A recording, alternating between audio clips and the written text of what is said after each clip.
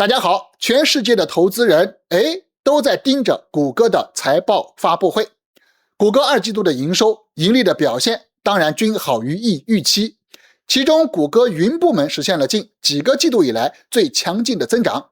不仅如此谷歌上调了全年的支出的预期，预计在强劲的人工智能需求的推动下，资本支出将在1950亿美元至2050亿美元之间。但是谷歌的股价呢，却是应声暴跌呀。这市场担忧，这家公司历史上首次出现了负的现金流你这么挣钱，规模这么大，搞了半天你的现金流是负的，对吧？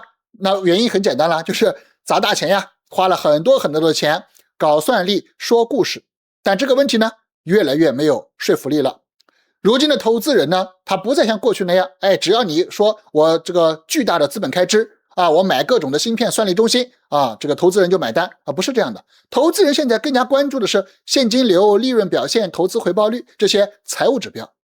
有一个说法很有趣，说这个之前呢，硅谷是由什么呀 CTO 说了算我就是要买更多的算力关键是资本市场只要听说你要增加资本开支，买大量的算力，然后你的股价就开始上涨很厉害，对不对？但现在呢，现在不是 CTO 说了算了，现在的分项已经发生改变了，是 CFO 说了算。什么意思呀？就是首席财务官说了算了。什么叫财务官说了算？哥们儿，你给我搞算力对吧？可以那问题是你给我说清楚我的折旧怎么算我下个季度我能挣多少钱，我的现金流怎么样，我的投资回报率如何，对吧？投资作为企业创新当然重要呀，对不对？基础设施为未来发展，对吧？奠定基础。但问题是哥们儿，你总要有赚钱的时候吧？你现在的谷歌这么超级大的公司，现金流干成负的，这个事情这个故事能讲得下去吗？所以呢，这就非常清楚，巨额的 AI 投入陷入分歧的时刻就在此刻当下。那么这个趋势呢，已经变成了一个重大的转变时刻。之前巨大的资本开支，现在硅谷从私人信贷到资本市场，它还能够搞得起吗？以前美国的科技公司动不动就回购，为什么回购股份呀？因为我账上现金够呀，我有钱呀，对不对？反正我就回购，股价下来一点我就回购，所以这也是支撑它的股价的一个重要的做法呀。那现如今呢，账上没钱，负现金流，那怎么办呢？我还要巨大的资本开支怎么办呀？私人信贷市场，但这个规模已经越来越大，所以现在的问题是，你的如此超级的资本开支，第一能够继续吗？第二，你的回报在哪里呀？然后随之而来的你的折旧怎么办呀？还有最为关键的是，你搞出来的大模型，对吧？你看谷歌现在大模型越来越排名靠后即便是什么 Anthropic 呀 OpenAI 呀 1.5 万亿美元估值呀 ,9000 亿美元估值呀，不好意思，你性能和 Kimi 差不多， Kimi K3 300亿美元估值，你这个怎么比呢？你这个故事怎么说得下去呢？所以这样一个重大的这个转变的时刻呢，当然我们回归到资本市场，它是不是意味着本轮 AI 科技股行情的重磅的拐点时刻呢？我们要来做一个详细的分析和解读。爱喝茶的朋友请看过来，来自我的老家大别山区一带出产的中国10大名茶，黄山毛峰、祁门红茶、太平猴魁，还有安吉白茶、龙井绿茶等。想要品尝的朋友请扫描图片中的二维码，添加微信，国际快递也可以安排邮寄。谢谢大家的支持。7月23号凌晨北京时间，美东时间呢，就是在周三的盘后了。谷歌的母公司 Alphabet 交出了2026年的第2季的财报。说实话呢，看完这个财报呢，很多人第一反应就是分裂。为什么分裂呢？它当然有好的一面了，就是比较光鲜亮丽的一面。2季度营收1198亿美元，同比增长 24%， 高于市场预期的1170亿美元，对吧？营收增长，这当然好消息，对不对？经营利润 407.7 亿美元，同比大增 30%， 这当然也是不错。更为炸裂的就是它的谷歌云的业绩相当的炸裂收入248亿美元，同比飙升 82%， 创下了历史的最快的增速，远超市场预期的 224.6 亿美元。更加夸张的是，谷歌云已经签约但尚未确认收入的积压的订单高达5140亿美元，历史上首次突破了5000亿美元的大关。那这是什么概念呢？说明大家都在疯狂的来买算力，对不对？来买服务，需求不是问题，客户排着队等着谷歌的服务。再看 AI 人工智能的落地的数据，比如说谷歌的 Gemini 应用的月活用户呢达到 9.5 亿，每分钟的处理呢是220亿个 API 的 token。财富100强企业里接近 90% 的企业呢也都在用 Gemini 的企业版本。谷歌的 CEO 皮卡伊在电话会议上的原话是：我们的 AI 投资正在重新定义业务的每个环节的可能性。按理说这样的业绩表现，股价应该起飞才对，但现实呢，盘后交易当中，谷歌的股价直线的跳水，跌幅一度超过 4%， 最终收跌 3.64%。资本市场的投票冰冷且直接。为什么会出现这样的情况呢？那除了亮丽的财报表现的 A 面，我们讲一个硬币有两面，对不对？那我们同时要看到让华尔街担忧的硬币的另一面 B 面。首先第一点呢，谷歌的2季度的自由现金流为负的59亿美元。大家注意这个是谷歌上市20多年的历史上第一次出现了单季的负的现金流20多年的历史了现金流为负，而且是负的59亿美元，这也不是一个多小的数字了。全世界最赚钱的印钞机之一，如今呢，一个季度花出去的钱呢，超过了他所赚回来的钱。另外一方面呢，我们说它的烧钱的速度呢，不仅没有减缓，还在加码。2季度资本支出449亿美元，是去年同期224亿美元的整整2倍。更加关键的是，谷歌把全年的资本开支指引呢，从上季度刚刚上调的1800亿到1900亿美元，再次的大幅的上调到了1950亿至2050亿美元。首席财务官阿什肯纳奇在电话会议上明确表示，2027年的投入规模还将进一步的扩张。他的原话是：只要投资能带来可观的回报，我们就会持续的加码。另外，那个亮眼的所谓净利润同比增长 298%， 其实呢也是有相当的水分。1121亿美元的净利润当中，包含了大概980亿美元来自股权证券的未实现收益，主要是谷歌持有的 SpaceX 和 Anthropic 等公司股份的账面增值。SpaceX 上个月刚刚完成了史上最大规模的 IPO， 这笔账面上的浮盈并不是谷歌经营所赚来的真金白银。剔除这些呢，你才能够看清楚谷歌最真实的经营的成色大家要注意这一点，对不对？你说你那些那么多的账面的，对吧？说下订单，对吧？5000亿多亿美元，哥们儿，这些订单真的能够全部的落地吗？这外界的问号是一个比一个大。所以市场的逻辑很清楚业绩超预期那是过去，表现不错，但现金流为负，开支无上限才是未来要面对的问题。这里我们要特别强调一个重要的背景，就是谷歌财报发布的前2天，日本经济新闻7月21号发布了一项调查，可以说是给整个 AI 的热潮呢是泼了一盆冷水这个调查就显示呢，谷歌这个微软亚马逊Meta 甲骨文这5家美国科技巨头的表外债务在约4年的时间里面膨胀到了原来的8倍，对吧？那你这个你怎么解释呢？对吧？所以说你的资本开支能够维持这个高位吗？即便你维持了，你这个如此巨额的开支，你怎么回报？对吧？怎么回报？那目前根据这个日本经济新闻的最新调查呢，美国这几家科技公司它的总的账外的这个表外的债务呢，已经高达 1.65 万亿美元，已经超过他们账面上的 1.35 万亿美元的这个债务。所以呢，你说说看，这里面没有危局吗？对吧？不危险吗？其中最极端的是谁是 Facebook 的母公司 Meta， 表外债务4200亿美元，接近其账面债务的3倍，对吧？你账面上看到一回事关键你的表外债务是多少？甲骨文的表外债务4年之间膨胀了30多倍，也来到了2733亿美元。那么这些隐形的债务它怎么来的呢？按照现行的会计准则呢，这科技巨头它长期租用的数据中心，还没有交付的 GPU 的采购的长的这个合约，都不应该立即计入到了资产负债表，它只是在财报里面附注提上一嘴如此简单。这个做法呢当然是完全合规了，但是呢你作为一个普通的投资者呢，你很难看清楚这些公司它真实的杠杆的水平。所以国际清算银行的经济学家在今年3月份的一份报告当中，就把这个模式说成叫做影子借贷，对吧？你看不见，但是呢它确确实实存在这样的债务，而且明确警告，一旦数据中心项目停滞，对 AI 的担忧可能会迅速扩散到整个市场。所以啊，这个大雷呢还没爆，爆开之后呀，真的是吓死人呀。报告当中还点出了一个更加微妙的问题，循环投资，对吧？我们讲这个形成了一个相互投资的闭环。英伟达和科技巨头先投资 AI 公司和数据中心运营商，那么这些钱呢，又以什么 GPU 采购呀、云服务费的形式呢，又流回来，对吧？终端的真实需求到底有多大呢？对吧？你自己搞了一个永动机，那永动机它真的能够永动吗？大家想想这个问题。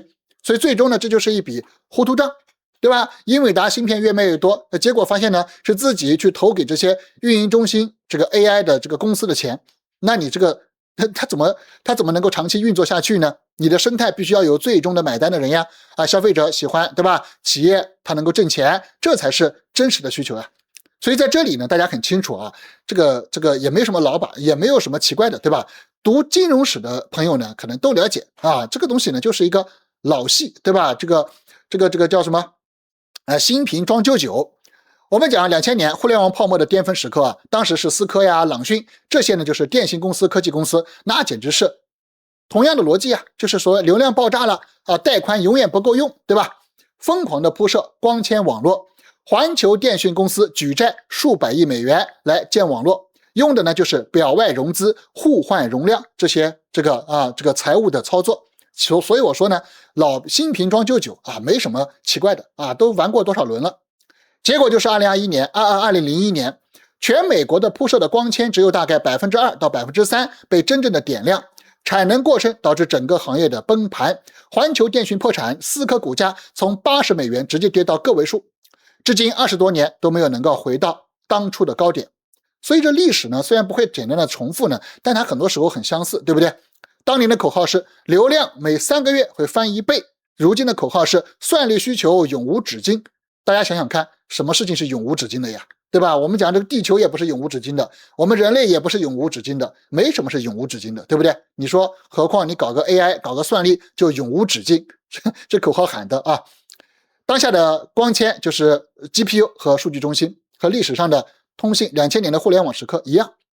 当然我们也要说，目前的情况呢和2000年呢也有一些区别啊，比如说谷歌呀、微软这些公司呢，它的确也还是挣钱的啊，它的云收入呢82%的增长，5140亿美元的积压的订单，这也是实实在在的合同啊，不是当年那些眼球经济的虚火。但是呢，我们要观察它到底能不能落地，对吧？这些订单啊，就像台积电也拿到很多订单，如果行业发生重大的转变呢，很多订单是可以取消的啊。所以呢，我们呢就是抱持一种客观的分析、怀疑的视角啊，不要什么笃信一些东西，对吧？没有什么东西是永无止境的啊。谷歌的 CFO 的电话上的辩解也直击要害，说我们仍然处于供应链受限的环境，需求超过了投资额。亚马逊云科技的 CEO 也公开表示，亚马逊的投资并非投机行为啊，等等，那这些呢都是向市场喊话。当然，空方的逻辑呢，同样也无法忽视。比如说 ，Investing.com 的高级分析师蒙泰罗在财报后就评论称，市场上最可靠的现金流创造者，如今的支出超过了收入。他指的当然是谷歌。只要营收持续增长，投资者或许还能忍一忍，但资本成本再一次成为现实，每个季度的容错空间都在快速的缩小。这句话翻译过来就是，这是一场和时间赛跑。AI 收入的增长呢，必须跑赢折旧和债务的增长。一旦跑输呢，等待资本市场的就是估值和业绩的双杀。而且谷歌不是一个人在转负，就在同一天，特斯拉发布财报，运营的利润只有 3.98 亿美元，远远低于预期，自由现金流负的 10.9 亿美元。这是2024年第一季度以来的首次转负，股价一度大跌超过 5%。硅谷最有代表性的2家科技巨头在同一个财报业双双现金流告急，这个共振的信号也值得每一个人警惕。更加雪上加霜的是，在模型竞赛的前沿阵地，谷歌还遭遇了竞争对手的公开的群嘲。由于新一代前沿模型 Gemini 3.5 Pro 迟迟未能发布， Meta 的首席 AI 官在社交媒体上公然发问 Gemini， 你到底是谁呀？OpenAI 的技术人员也是阴阳怪气的回复，希望有一天能够训练完。所以我们看到一些分析师在报告当中就说了，这一次延期已经对外界对谷歌的印象从领跑者变成了追赶者，一旦天价投入，一边是天价投入，一边是旗舰模型的跳票，这个这个情况呢，就进一步加剧了市场对于投入能否换来技术领先的怀疑。那么最关键的问题来了，到底是不是本轮 AI 科技股行情的重磅拐点呢？我的判断是，这未必是 AI 行情的终点，但它几乎可以肯定是闭眼买人工智能 AI 时代的终点。为什么这么说呢？我们回看过去2年 AI 板块的定价逻辑是故事驱动，谁的愿景讲得宏大，谁的资本开支敢加码，市场就给谁议价。但从这个财报业开始呢，标尺变了，变成了报表驱动，自由现金流是正是负，资本开支的增速和云收入的增幅谁跑得更快呢？积压订单能不能够按预期兑现成真金白银的收入呢？这3个问题将成为未来几个季度检验每一家 AI 公司的试金石。市场正在从为梦想付费切换到为回报付费，这个估值体系的切换本身就是一次深刻的拐点。所以呢，未来我们为大家做几个推演。第一个情况就是比较基准的情形了。如果下半年谷歌云能够维持 60% 以上的增速，积压的订单能够转化为收入，也就是说呢，这些人签了合同，钱都能正常付。那么这个呢，我们说它的下跌呢，或许就是给资本市场、给投资者一个机会，一个黄金坑，类似于2004年亚马逊大规模投入 AWS 初期所遭遇的质疑。当年市场也在骂贝索斯烧钱，后来的故事大家也知道了。